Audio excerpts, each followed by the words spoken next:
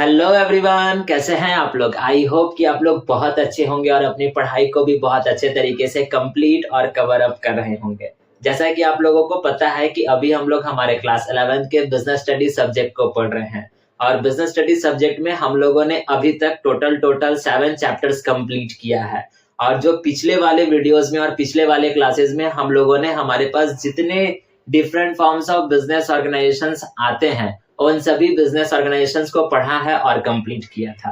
और I hope so कि आपने अच्छे तरीके से पढ़ा भी होगा और कंप्लीट भी किया होगा।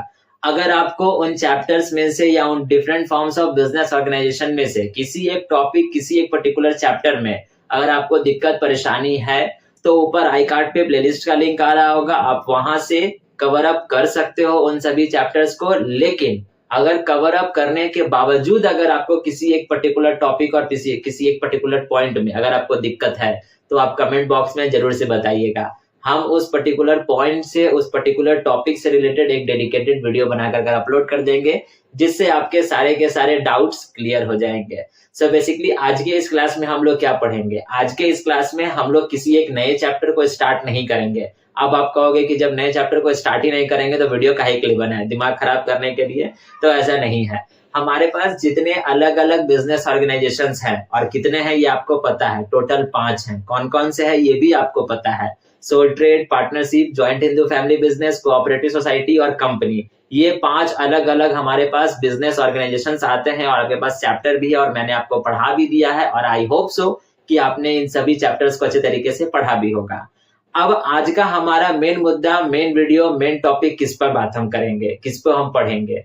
तो आज के इस क्लास में हम लोग इसी 5 different forms of business organisation को एक ही वीडियो में, एक ही फ्रेम में पढ़ेंगे और समझने का कोशिश करेंगे कि इन 5 में आखिरकार क्या क्या डिफरेंसेस हैं। अगर आपसे एग्जाम में पूछा जाए किसी 2 के बारे में, जैसे सोल ट्रेड और पार्टनरशिप के बारे में पूछ दिया, या कोऑपरेटिव सोसाइटी या कंपनी के बारे में पूछ दिया, या ज्वाइंट हिंदू फैमिली बिजनेस या सोल ट्रेड के बारे में पूछ दिया, तो एक ही फ्रेम में जब हम 5 के डिफरेंस को पढ़ेंगे और समझेंगे तो चाहे एग्जाम में किसी से भी किसी का भी डिफरेंस पूछ दे, हमको उससे क्या। जब मैंने 5 पढ़ा है तो हम 5 में से किसी का भी डिफरेंस पूछेगा हम आसानी से लिखेंगे। तो आज के इस वीडियो में हम लोग इसी 5 ऑर्गेनाइजेशंस के डिफरेंसेस को समझेंगे और डिफरेंशिएट करेंगे। तो आइए जल्दी से बढ़ते हैं, बिना वक्त गवाए, बिना देरी किए आज के इस क्लास को, आज के इस वीडियो को स्टार्ट करते हैं और हम लोग पढ़ते हैं हमारे आज वाले टॉपिक को।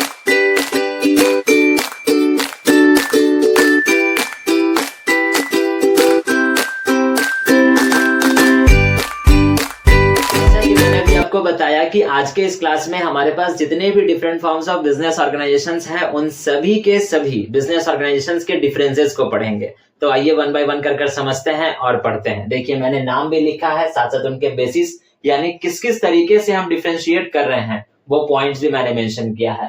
First one sole trade, second one partnership, उसके बाद joint Hindu family business, cooperative society और कंपनी। 5 के मीनिंग्स, एडवांटेजेस, डिसएडवांटेजेस और उसके बाद फीचर्स, कैरेक्टरिस्टिक्स, टाइप्स ऑलरेडी आपने पढ़ा है। और अगर आपने नहीं पढ़ा है या डायरेक्ट आप इस वीडियो पर आए हो तो 5 के 5 बिजनेस ऑर्गेनाइजेशंस के फुल डिटेल्ड वीडियो आपको इस चैनल के प्लेलिस्ट सेक्शन में मिल जाएगा, जहां से जाकर आप उसको कवर अप कर सकते हो। आइए पढ़ते हैं।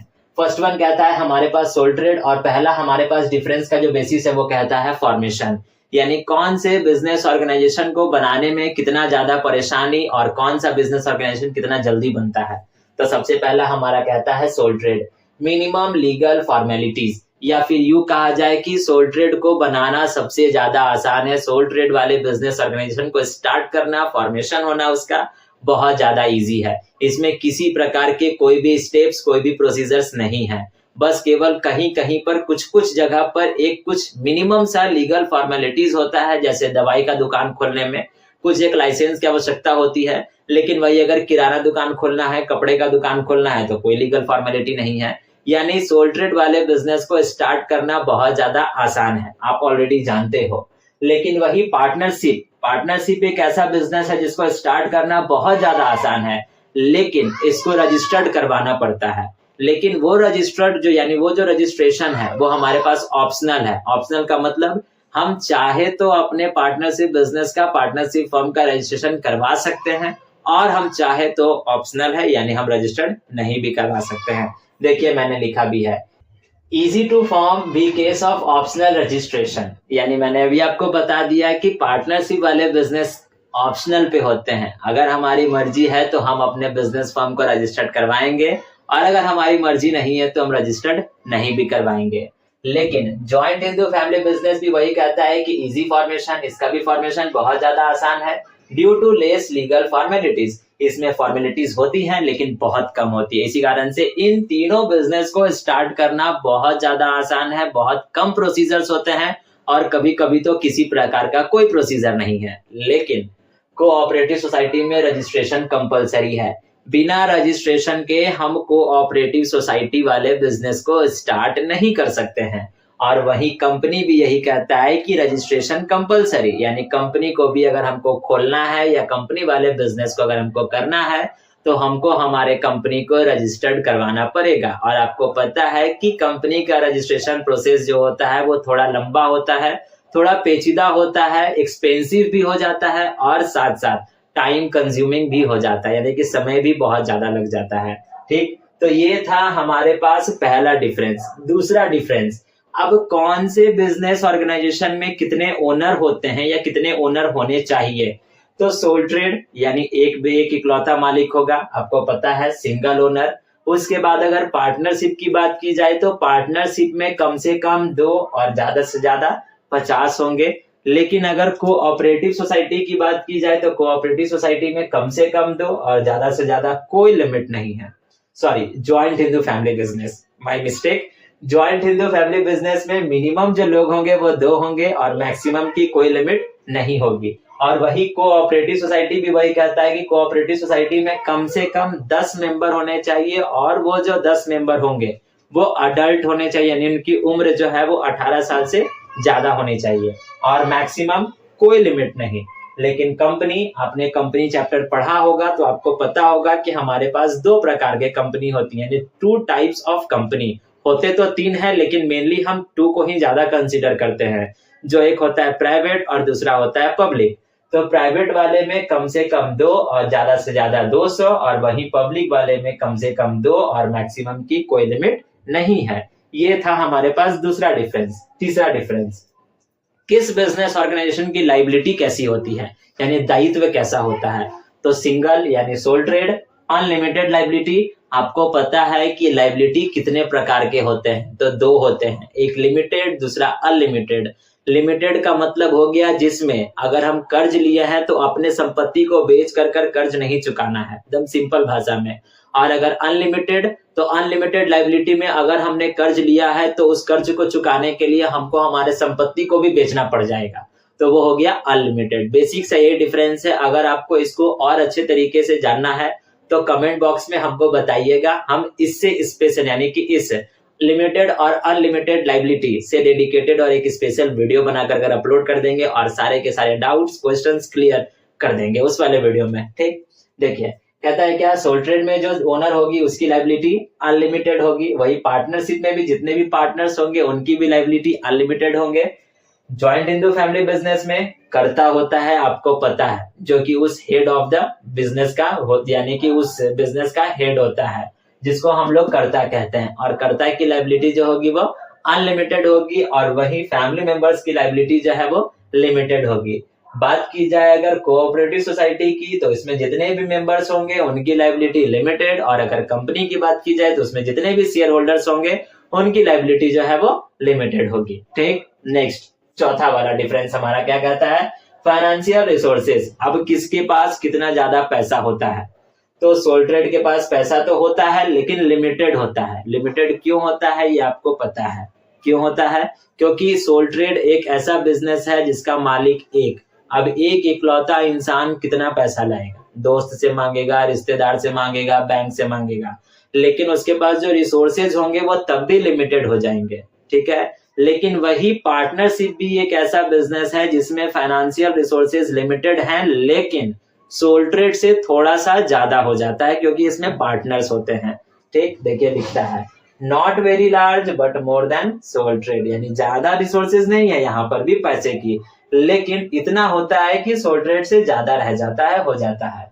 वही अगर ज्वाइंट हिंदू फैमिली बिजनेस की बात की जाए तो इसमें रिसोर्सेज ज्यादा होता है, कैसे ज्यादा होता है? क्योंकि जॉइंट हिंदू फैमिली बिजनेस है और इसमें एंसेस्टर प्रॉपर्टीज पर लोग जो है वो बिजनेस करते हैं।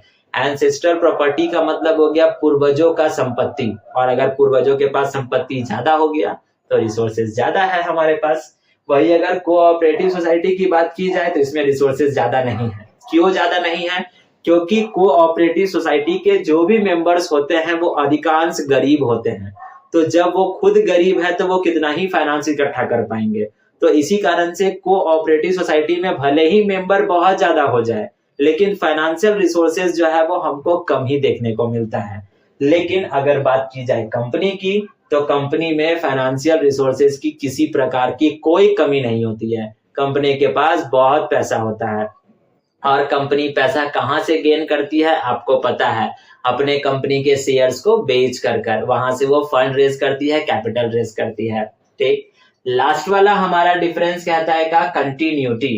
कौन सा बिजनेस कितना लंबा चलने वाला है, यानी कि किसकी उम्र कितनी ज्यादा है, कौन सा बिजनेस जो है वो लंबे रेस का घोड़ा है। तो सोल ट्रेड लंबे रेस का घोड़ा नहीं है। क्यों? क्योंकि मालिक मर गया, मालिक बीमार हो गया, मालिक किसी को लेके भाग गया, दुकान बंद हो गया, तो ये लंबे रेस का घोड़ा नहीं हुआ। दूसरा, पार्टनरशिप। पार्टनरशिप भी जो है वो लंबे रेस का घोड़ा नहीं है। क्यों नहीं है?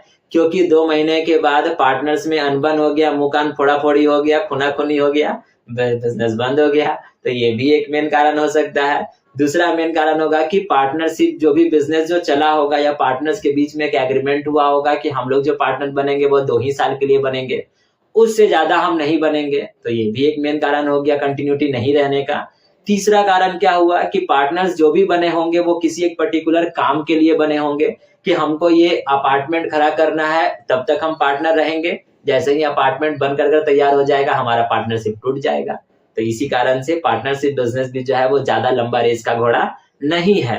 लेकिन जॉइंट हिंदू फैमिली बिजनेस जो है वो लंबे रेस का घोड़ा है। क्यों लंबे रेस का घोड़ा है?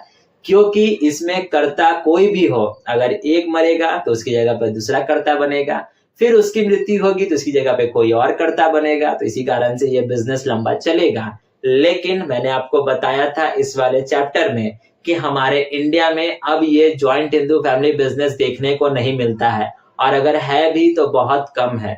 क्यों? इसका कारण भी मैंने आपको बताया था, क्योंकि हमारे इंडिया में या हमारे यहाँ पर अब जॉइंट फैमिलीज देखने को नहीं मिलती है, और ये इकलौता ऐसा बिजनेस है जिसमें जॉइंट फैमिली का होना जरूरी है। लेकिन हमारे यहाँ पर अब जितने भी फैमिलीज हैं वो या तो स्मॉल फैमिलीज में कन्वर्ट हो रही है या तो न्यूक्लियर फैमिलीज में कन्वर्ट हो रही है, जिसके कारण से हमारे यहाँ पर जॉइंट फैमिली देखने को नहीं मिलता है। भाई भाई आपस में लड़ गया तो फूट हो गया, तो दोनों अपना अपना अलग घर ले लिया, अपना अपना अलग जगह है, अपना अपना अलग दुनिया है उसका। तो जॉइंट फैमिली कहला रहा है फैमिली, लेकिन जॉइंट फैमिली तो नहीं है। तो इसी कारण से ये अब हमारे इंडिया में देखने को नहीं मिलता है, और अगर है भी तो इसका परसेंटेज, इसका रेशियो बहुत कम है। ठीक, लेकिन वही कोऑपरेटिव सोसाइटी कहता है कि हम आज भी हैं तो कल भी रहेंगे और परसों भी रहेंगे। मेरे अंदर के जो भी मेंबर्स हैं वो अपनी इच्छानुसार आए, अपनी इच्छानुसार जाए, हमको कोई मतलब नहीं है। कोऑपरेटिव सोसाइटी एक बार बन गया तो वो कंटिन्यू रहेगा, वो चलेगा ही चलेगा। यानी ये वाला जो है वो असल मायने में लंबे रेस का घोड़ा है। जब तक इसके अंदर मेंबर्स होंगे तब तक ये कोऑपरेटिव सोसाइटी बनेगा। अब आप कहोगे कि मेंबर्स अगर हट गए तो मान लेते हैं किसी एक पर्टिकुलर सोसाइटी में 30 मेंबर हैं, तो क्या 30 के 30 मेंबर तो एक साथ तो नहीं छोड़ के जाएंगे, 2-5 जाएंगे। तो 2-5 जब जाएंगे तो 2 आएंगे भी, तो जब आएंगे तो फिर कंटिन्यू हो गया। तो इसी कारण से ये वाला जो है वह लंबे रेस का घोड़ा है। ठीक, ये याद रखिएगा। नेक्स्ट, लास्ट वाला हमारा बिजनेस ऑर्गेनाइजेशन कहता है कंपनी। ये तो सबसे ज्यादा लंबे रेस का घोड़ा है। ये तो साफ कहता है कि मेरे अंदर चाहे जो भी लोग हैं काम करने वाले या शेयर होल्डर्स, वो हैं तो भी ठीक है, नहीं है तो भी ठीक है। उनकी इच्छा है वो मेरे अंदर ज्वाइन हो, यानी कि मेरा एक मेंबर बन जाए, कंपनी का मेंबर बन जाए।